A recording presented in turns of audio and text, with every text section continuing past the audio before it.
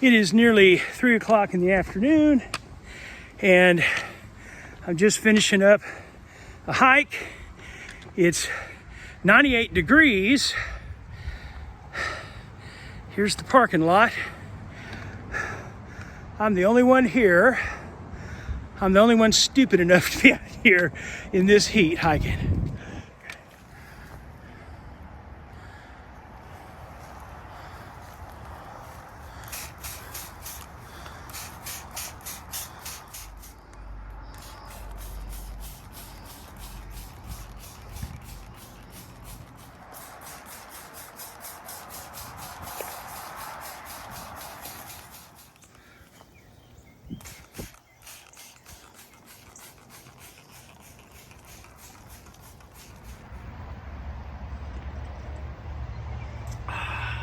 Okay, well, before I start talking about how I've been managing the heat lately, let me give a shout out to Metro on the Move, because he commented on my recent video about my change in food. He mentioned Spam, which I totally forgot about. I've used this before, but they didn't even enter my mind this time. And I like these because they are very high. Not only do they have good protein, but they have 21 grams of fat and 830 milligrams of sodium, which is good for me remaining hydrated. And so these will be good for my lunches. So these are definitely going in the mix. So thanks once again, Metro on the Move.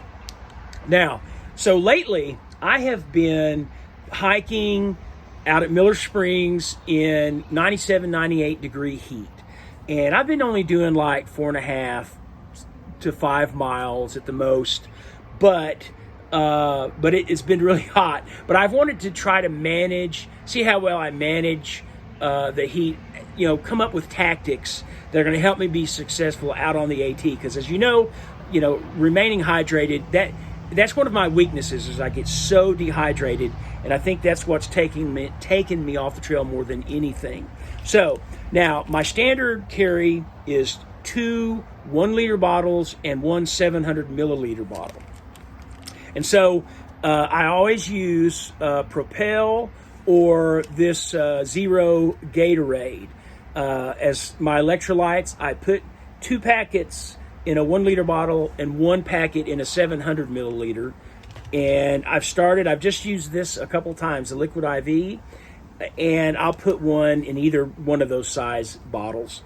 But so I definitely have to use the electrolytes. That's a must, and I'm going to use a lot of them. So in my water filtration system here, my Sawyer, I've got it packed full of all those powders, electrolyte powders, and I'll probably put more in there, really, because it's so important. Okay, so managing the heat. Okay, number one for me is don't get behind. Once I get behind, it's almost impossible to catch up on getting hydrated once again, or remaining hydrated. So before I let myself get too tired, when I don't even think I need to take a break, I take a break. So that's the main thing. Don't get behind. Number 2, take a long break.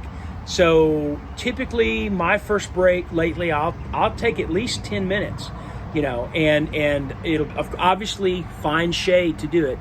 I'll take 10 minutes and I'll drink some water, some of my electrolyte water, and I just relax and cool off, before I get back out on the trail.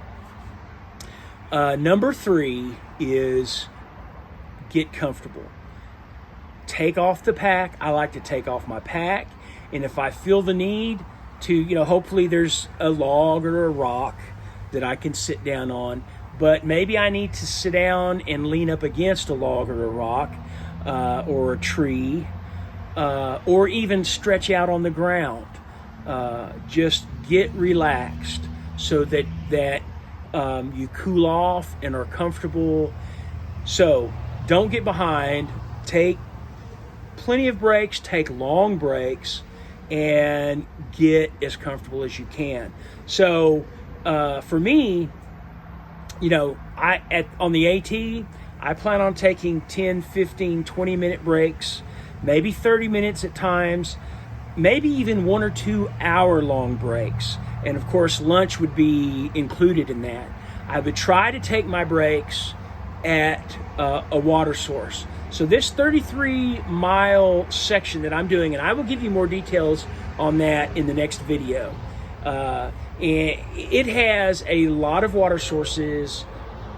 So far, I'm hearing that they're dependable, and a lot of campsites. So I want to take my breaks at water sources, and I want to hopefully camp at water sources. Those are the tactics that I've been using to, in the past, I would just come back so extremely exhausted. How am I going to make it back? But lately, I've been managing this way, and I'm coming back pretty strong, feeling pretty comfortable to the truck. So hopefully I can make these tactics, make all this work out there on the Appalachian Trail. Okay, it is Wednesday, and I'm probably going to go ahead and just upload this video today and have another one for you Sunday morning. And in that video, I plan on telling you the details about my backpacking trip and who my friend is and all of that.